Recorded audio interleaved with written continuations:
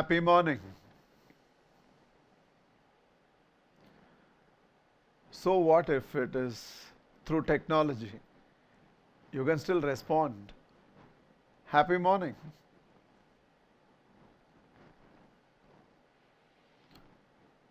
Those of you who have already experienced me before in various forums of Rotary will know that I have immense respect for this organization, for this fraternity of Rotarians. Because one of my dreams is a world beyond discrimination, not discriminated by the color of the skin, more relevant now than ever before, not discriminated by nationalities, not discriminated by language, not discriminated by religion. And if there's ever a possibility of one such beautiful, integrated world, not discriminated, I believe Rotary is the way. So always imagine how beautiful it will be, a world which is one Rotary and one world.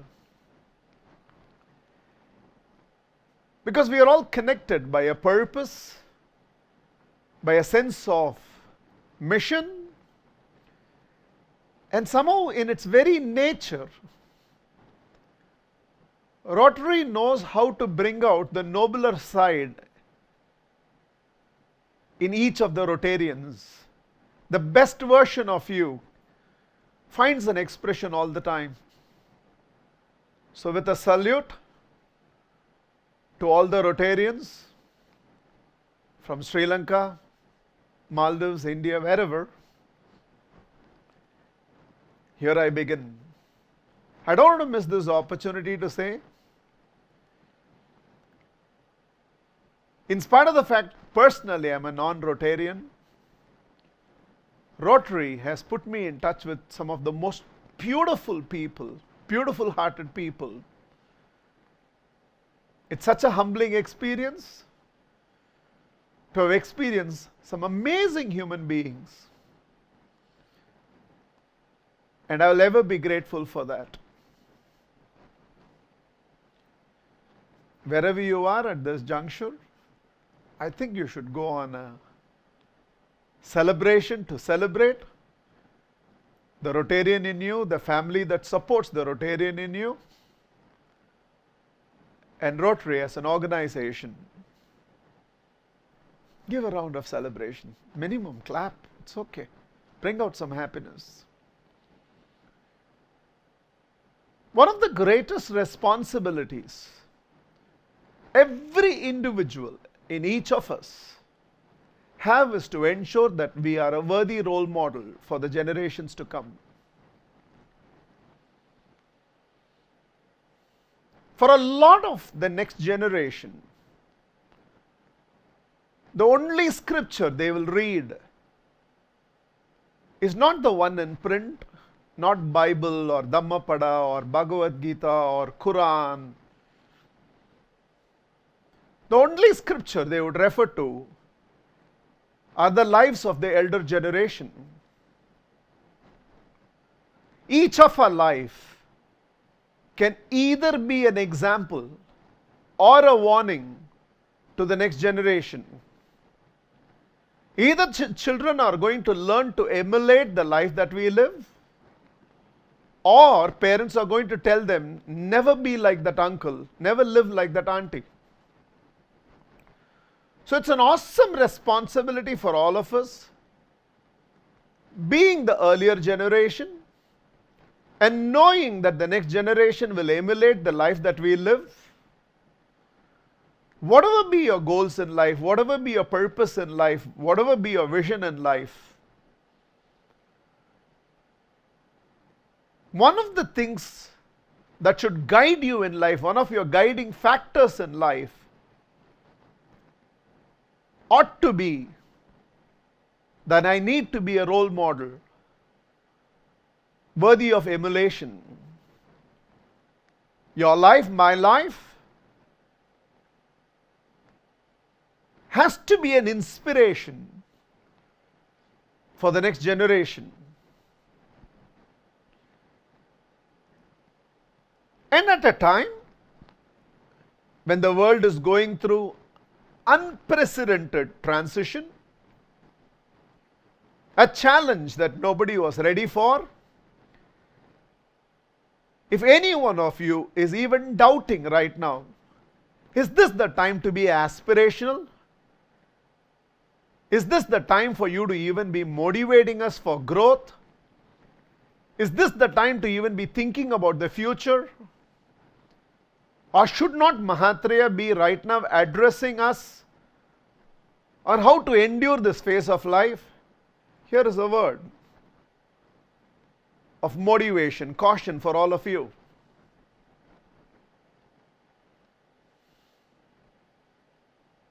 For 27 years, Nelson Mandela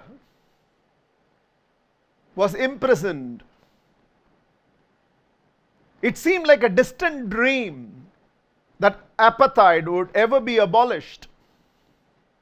And yet dream he did. Dreamt of a liberated South Africa, dreamt of a possibility that the black will live with dignity and respect, and as they say, the rest is history. Went on to become the first black president to lead South Africa. What is important? All of you know this story. What is important is to know this. It's not during conducive times Nelson Mandela dreamt of a glorious future. During absolutely unfavorable times, he dreamt of a glorious future. And on the strength of that man's dreams, the rainbow nation is shining today. When the blacks did not even have voting rights in the United States of America, Martin Luther King dreamt of an America where the white and the black will be able to coexist. A fight that still continues. But then, as they would say, in Barack Obama, we did have an African American as the President of the United States of America. Again, everybody knows this. But what is important is this. Not during favorable times, not during conducive times, not during good times, during absolutely unfavorable times. Martin Luther King was ready to dream of a glorious America, and on the strength of his dreams, a great nation was built. After being colonized by the Mughals and the Britishers for over 350 years, a barrister whom we know as Mahatma Gandhi dreamt of an independent India.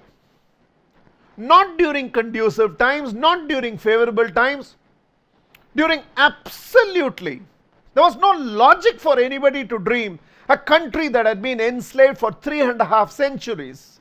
There was no logic to dream, and yet dream he did. And on the strength of those dreams,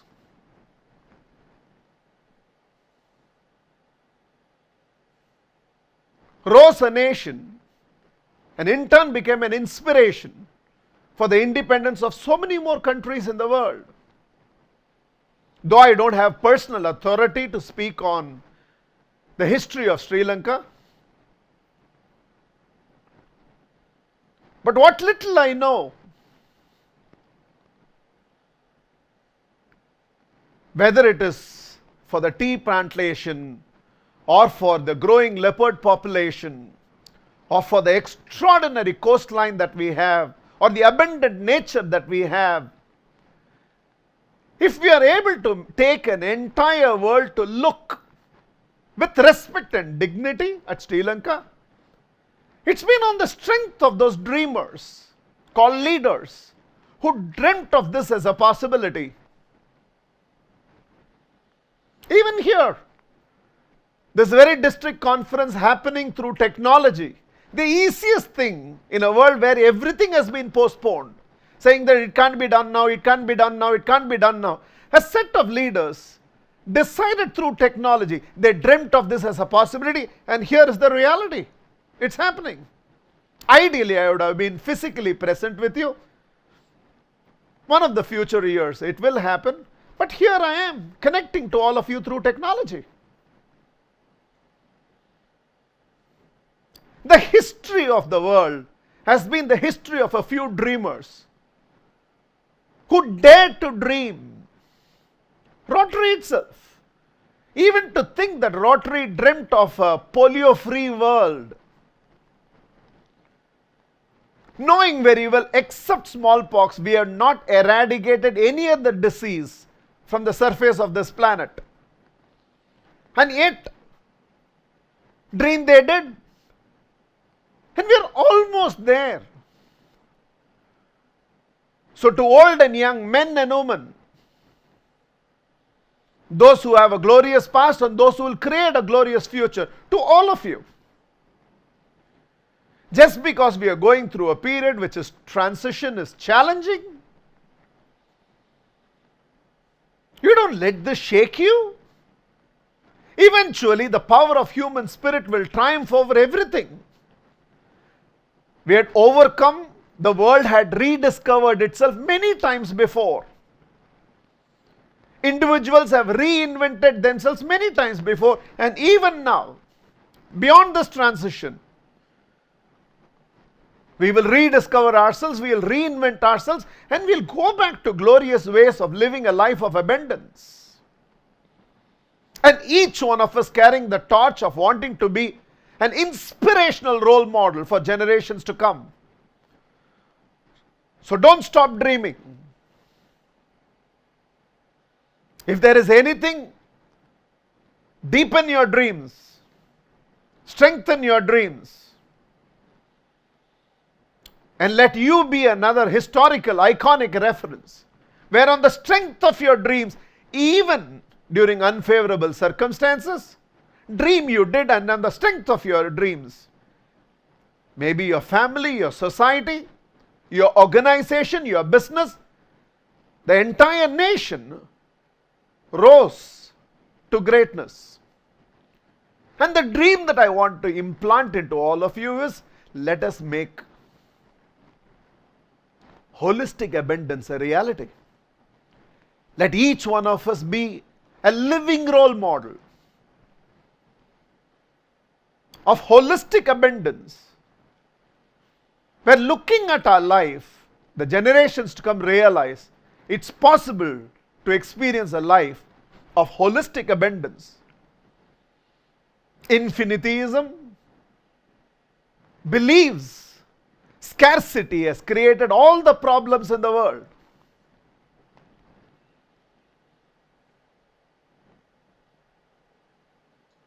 So we have to think abundance. Not just in one dimension of wealth, but holistic abundance. Healthy, wealthy, loving, blissful, spiritual. In all the 5 dimensions, which completes life. Healthy, wealthy, loving, blissful, spiritual. Holistic abundance. The child of a king cannot be a beggar. And you and I, as the children of that abundant universe, abundant God, do not deserve to be living our life as beggars. The striving has to be not to be somebody who is dependent, but someone who can be dependable. We are not the creepers that wants to lean on others for our own life. But we are those trees which can stand on the strength of our own roots, and others should be able to lean on us. So the striving is not for dependence, but dependability in all the 5 dimensions. Healthy enough that we can take care of others. and not needing the help of others to take care of us. Wealthy enough that we can be givers and not beggars. Happy enough that wherever you are, there is celebration around. Loving enough that we don't beg for love, and the world around us never has to beg for love because we happened in their life. And spiritually rooted enough that wherever we are, there is right vibrations, positive vibes, peace, strength of faith, flowing energy, healthy, wealthy, loving, blissful, spiritual. In all the 5 dimensions. Healthy. In each of these things, let's just take simple steps. Because knowing is of no use if it doesn't become transformation. One of the things about all these programs, live, webinars, everything is, we keep on listening, without bringing it unto us the responsibility of implementation.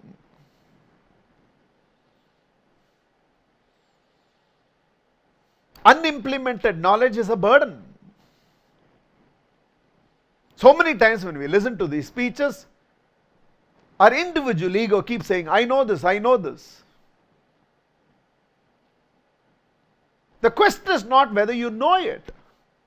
The question is, are you living by it?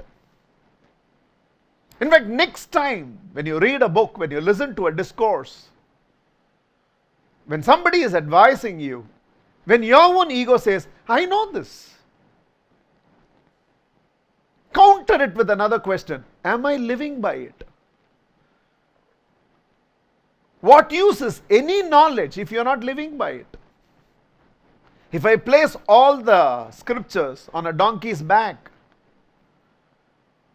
and the donkey keeps moving, a lot of people will bow down. Not to the donkey, but to the books on the back. But the donkey remains a donkey. Simply having a head full of knowledge and not reflecting in the life that we live is of what use? Then how are we going to be a role model to the next generation? In management, they say the success of every organization is 10% idea, 90% execution. Any brand you look up to, any organization that is flourishing, any leader, even in the history of your Rotary district, who have actually produced results, it's not because they had better ideas than the rest. It's because they executed better than the rest. 10% is idea. 90% is all about execution. Same is the case with transformation. In fact, we don't need to know more. We already know a lot. We are not living by what we already know.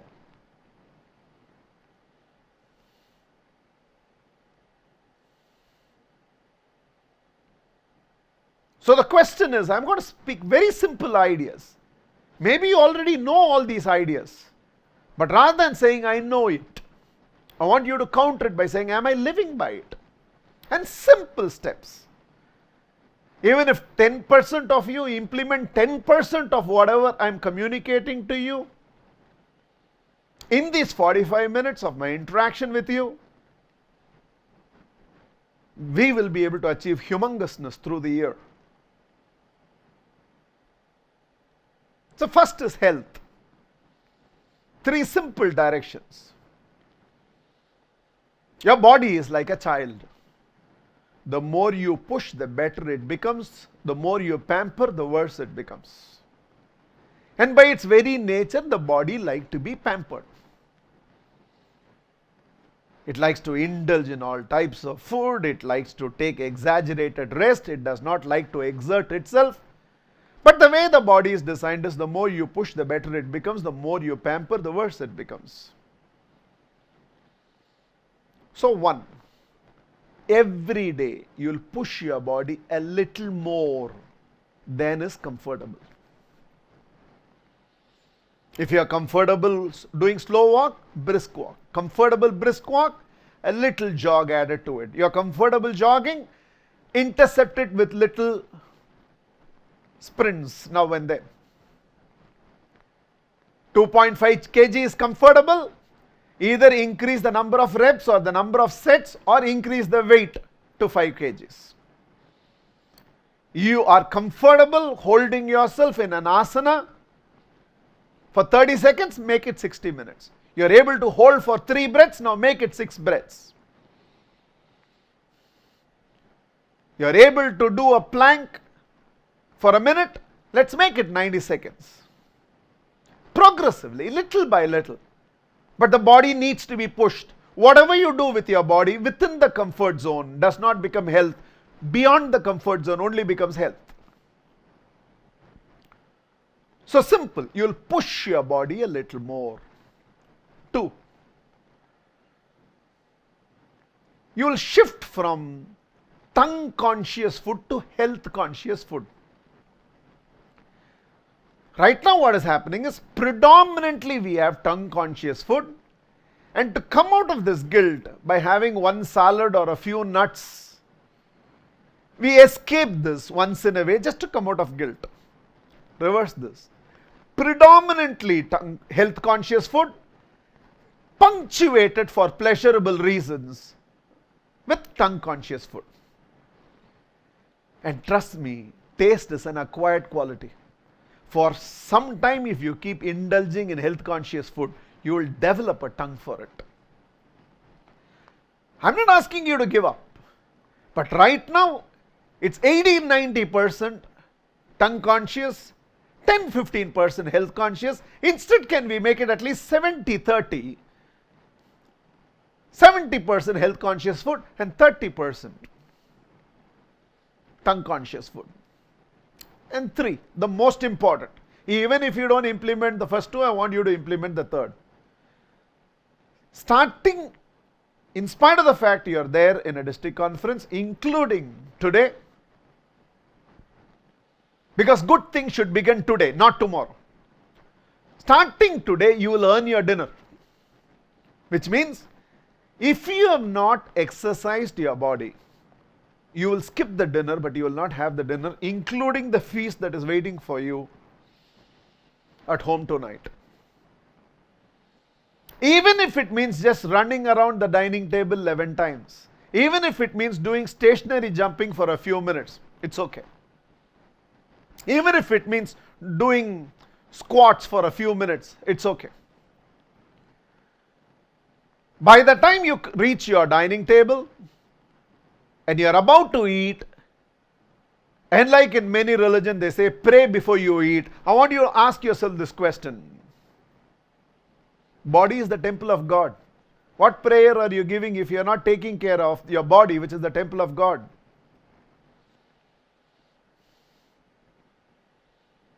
So before you touch your dinner, you ask yourself, did I push my body today? No. I'm not even telling you will have to do a 1-hour workout, burn 500 calories, nothing. But just as an attitudinal shift, you will earn your dinner. Get out of the dining table, run around the table 11 times and then touch your dinner. Inhibited, others will laugh at you, go to the washroom, jump 100 times and come back and have your dinner.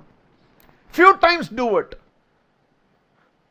I'll tell you, earning your dinner, you'll grow in your own eyes.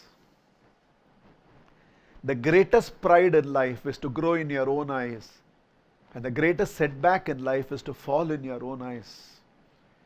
And by just earning your dinner every day, you will grow in your own eyes. Wealth.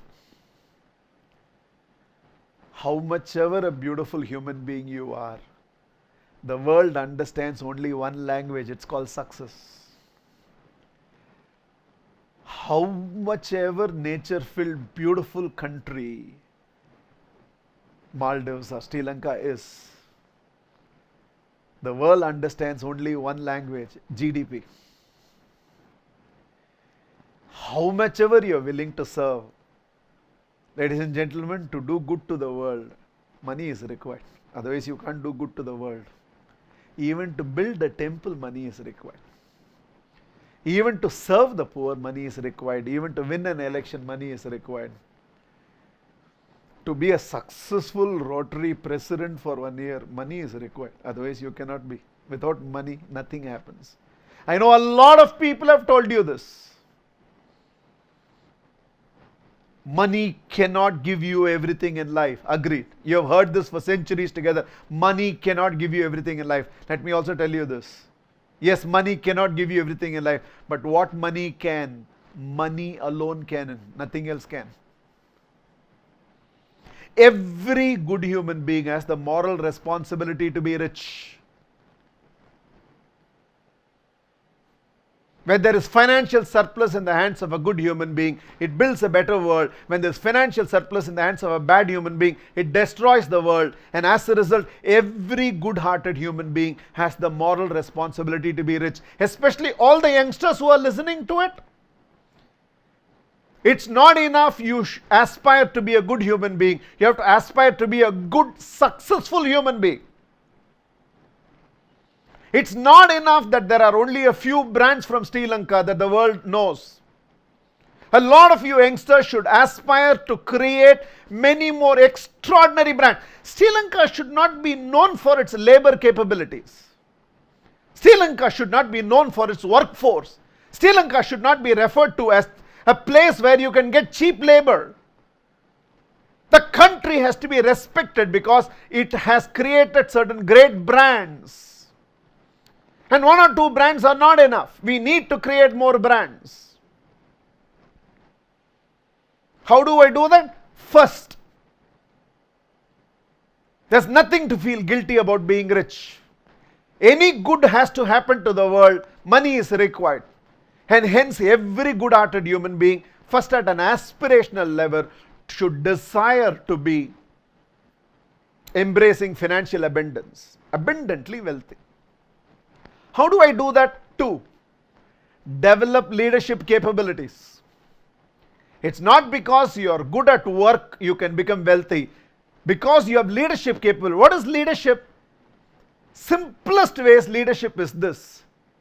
The ability to work for 8 hours and produce 80 hours of productivity. If I can work for 8 hours and get 10 people to produce 8 hours of productivity, ability to work for 8 hours and produce 8,000 hours of productivity. I work for 8 hours. 1,000 people will be empowered to produce 8 hours of productivity. The ability to work for 8 hours and creating 8 million hours of productivity. Think like a leader, not like a follower. Think like a leader, not like a worker. Think empowerment. Think how minimum effort can produce maximum results. And right from the time when you are young, develop leadership abilities. Learn to delegate. Learn to bring in technology. Learn to empower people. Learn to dream. Learn to aspire. Believe that you are here for much bigger things in life. And 3, creation creates abundance. Whatever you do in the name of business, you have to create. You can create happiness in people. You can create meaningful relationship in people. You can create yield for the world. You can create a book. You can create new products. You can create new services. You can create agricultural produce. You can create garments. Creation is equal to abundance. So you have to think, what can I create? And how can I scale what I create? And that is how you create. And these 3 things that you desire to embrace holistic abundance, and wealth is one of those. You think like a leader and develop your leadership skills, and you understand creation is equal to abundance. Healthy, wealthy, loving. There are no good relationships and bad relationships in life. There are only matured relationships and immatured relationships. To ensure that you love and you enjoy being loved in a relationship, we need to build matured relationships. And the fundamental principle of building a matured relationship is A must be greater than E. In any relationship where acceptance and appreciation is greater than ego and expectations, those relationships revel in love. In any relationship where ego and expectations are greater than acceptance and appreciation, all those relationships struggle and suffer. A must be greater than E. Consistent awareness on this. First is acceptance. You know why most of our frustrations in life are created from? Most of our frustrations in life is because we stand under a mango tree expecting oranges. And we get frustrated at the mango tree for not giving oranges. We get angry at the mango tree because it's not giving us oranges. First, we are foolish enough to stand under a mango tree expecting oranges, and then we blame the mango tree for not giving us oranges. It was never meant to give oranges. This is the father you have got. This is his style of correcting you. He is an angry father. But behind that anger, there is love. This is the mother you have got. It appears nagging to you, but behind her nagging, you are the purpose of her life. You feel that you have an unromantic husband. He does not know how to express. But that doesn't mean he doesn't love you. He lives for you. Your wife is not a great cook. As if that's the only criteria for a beautiful woman. Your son is not studying well. So what? A lot of you who came up in life, think about your own mark sheet first before you demand your children to be good in studies. There is no correlation between being excellent in academics and making it to the top in life. There is no correlation. Some children will study well. Great for them. Some need not. They will still make it great in life. Your daughter, after she has attained her adolescence, argues with you a lot. When children see a friend in parents, they will argue. That doesn't mean they don't respect you. They are just taking the freedom to see a friend in their parent. Acceptance. You know what all of us have done? We have told the world, accept me as I am, you change. Sweethearts, it's the other way around. Accept the world as it is and you change towards the world. That is maturity in relationship. Acceptance and appreciation. Never miss an opportunity to appreciate. Even right now, even though you're watching through technology, every time Mahatria says something that touches your heart, that appeals to your mind, that you think is going to be a transformation, you got the trigger you're looking for, somewhere there, applaud, appreciate. We become stingy in appreciation. Conjuice we have become in appreciation. Be magnanimous in appreciation. Praise the slightest improvement, praise every improvement. Let's celebrate everything that is good. Be a compulsive good finder. And the moment acceptance and appreciation becomes greater than ego and expectations, you should see the turnaround because of the maturity you bring to that relationship. 2, the basis of relationship has shifted from emotions to information. The earlier generation, the connecting thread was emotions. Even the senior veteran Rotarians, their connection to Rotary is an emotion. But the new Rotarians who are coming, they will not get connected because of emotion. They need information. The basis of relationship in the world has shifted from emotions to information. Which means time and communication have to be invested if we have to build meaningful relationship. Whether it's between husband and wife, between siblings, between parents and children, between partners, between management and employees, between people who govern the country and the citizen. The only way deep relationships can be built is information exchange has to happen. Communication has to happen. That requires time. that on which you invest time and communication, those relationships grow. And all those relationships where you deprive of time and communication, they drift away. So ask yourself this question: in all the relationships that are important in your life, are you investing enough time and communication? And that's the only way to bring back the magic of relationship. And 3, very important as a human being, even more important as a Rotarian. Go into any relationship looking at what you can give and not what you can receive. Go into any relationship looking at what you can give and not what you can receive. There's freedom. The moment I expect to receive in a relationship, I become a beggar.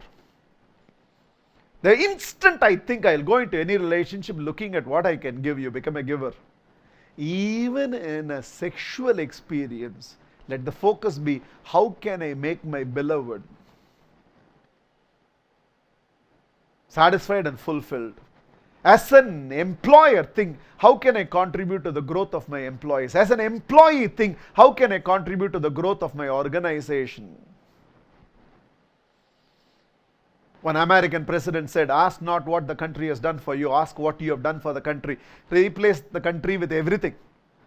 In any aspect of life, ask not what others have done for you. Always ask what you have done for others. Even in your relationship with the place of worship, temple, church, mosque, synagogue, be a contributor.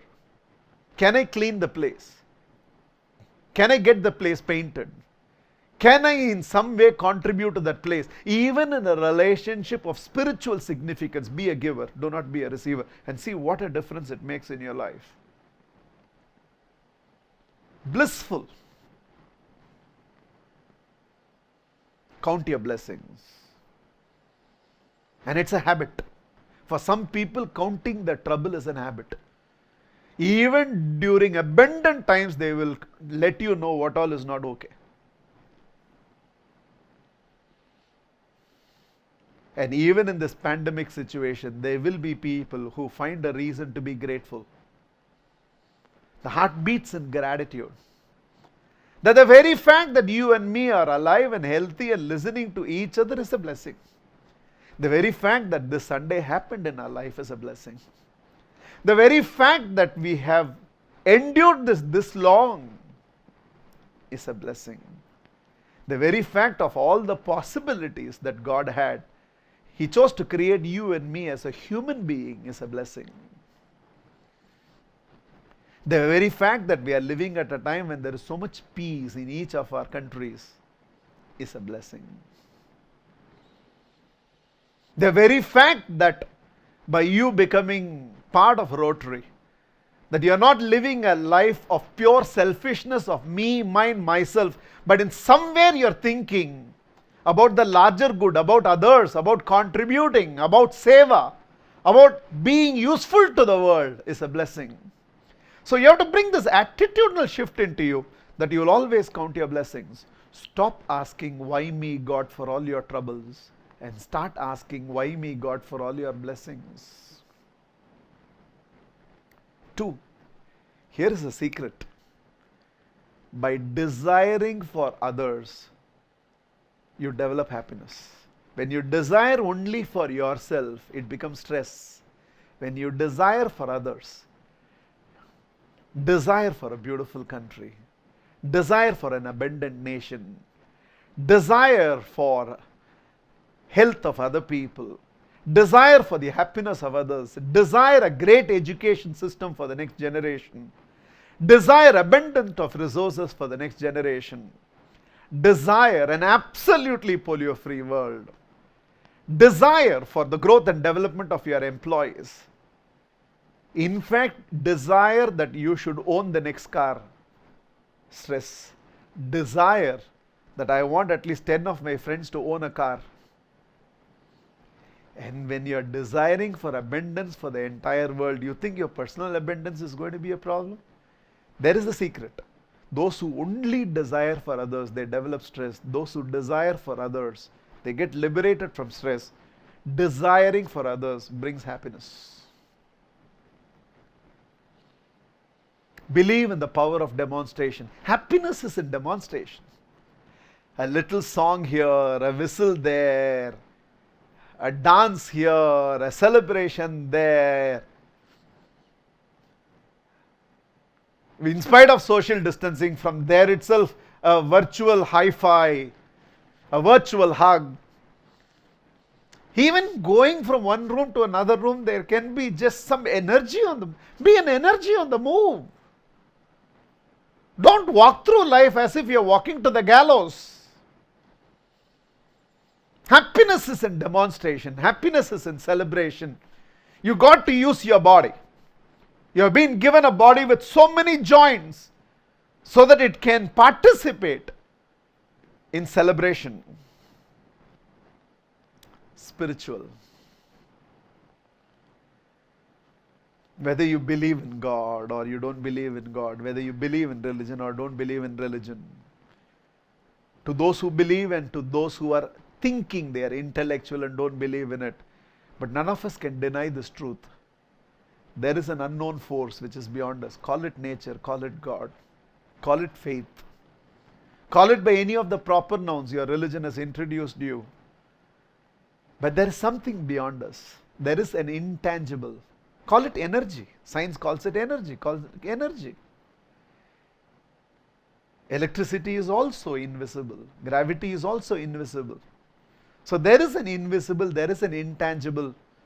Something that eyes cannot see, something that ears cannot listen to, something the hands cannot touch. The extent to which you connect to that intangible, to that invisible, to that formless, however you have symbolized it. If you are from religion, you have a symbol to it. If you don't believe in religion, you don't have a symbol to it. But there is an invisible, intangible. In fact, I tell people, one invisible virus is shaken the world, and we will overcome this invisible virus only by the power of that invisible force, by whatever name you call it. All your disappointments in life is because you no more have an appointment with that invisible, with that formless, with that intangible. We have too lost in the material reality of life. We have become too extroverted. We don't quieten. We don't strengthen our being anymore. We have become doing addicts. We are all the time indulging in doing. Even right now, when my entire discourse is going, some of you will not be able to, with absolute intensity and surrender, listen to it. There must be a coffee here, a tea there, multitasking. We have become too restless. We are thinking we are dynamic. We are not dynamic, we are restless. Dynamism is an internal state.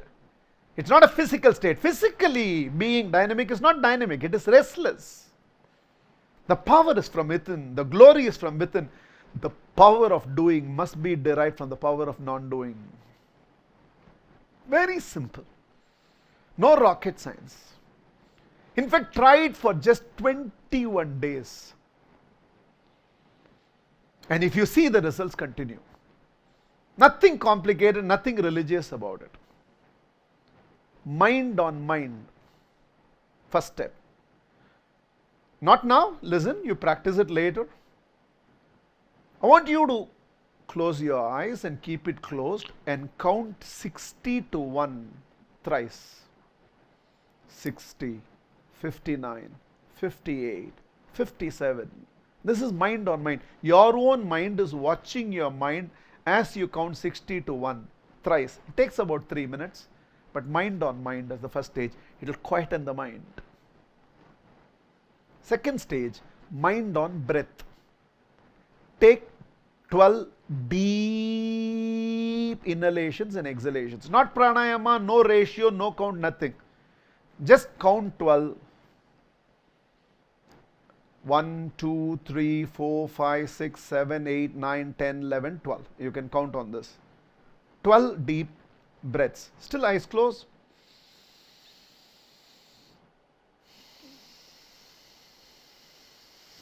1. Like that. Mind on mind, 60 to 1. Mind on breath, 12 deep inhalations and exhalations. And then mind on the body. Just hold your body still for a few minutes, whatever that few minutes is. There will be days you can't hold it for more than 2 minutes. There will be days you will hold it like this for 11 minutes. Just still your body. Your mind has to control the body for the body to be still. You will have temptations. You will want to scratch. You will want to sneeze. You will want to blow your nose. You will feel there's a cramp. It's okay. 1 minute, 2 minutes, 11 minutes. Doesn't matter. Mind on the body. Just still your body statue like and hold it still. And then gently open your eyes and carry on. 60 to 1 thrice. Deep inhalation, exhalation, 12 breaths. And still your body and hold it for as long as you're comfortable and then release it. Only thing, when you open your eyes, very, very gently open your eyes. Just practice it for 21 days. It'll put you in touch with the intangible, the invisible, the formless source of energy. How this entire chemical interaction happens, how this energy exchange happens, is beyond the scope of this talk to explain, but you will see the magic happen. Everything about your life will change by getting the spiritual dimension of your life right. So live a holistic life, healthy, wealthy, loving, blissful, spiritual, abundance in all the dimensions of life. We all live in two different worlds. One world which is outside of us, which was there even before you were born, which will continue to be there even after you die. A world that is independent of you and you have not much control over it. And there's another world, which is your inner world, which was born with you, which lives with you, and which will end with you. We are too focused on the world outside, and we have somehow orphaned this world within us. So in spite of the pandemic, and even beyond the pandemic, if you can ensure that there is enough focus on getting your inner world right, which is in your control, except wealth, where the economy has to open up for you to achieve this. You don't need anything in the world to change in spite of all the lockdown. Health, love, bliss, and spiritual growth need not stop in spite of whatever the world is going through right now. So still 80% of your life is in your control. So bring about a lot of focus on getting your internal world right. Grow up to be a proud Rotarian. Grow up to be a proud citizen of your country. Grow up to be a worthy role model to the next generation. I love you all so much, and you and me together, we can ensure that holistic abundance is a reality, and that's the new world we can give to the next generation. Thank you so much.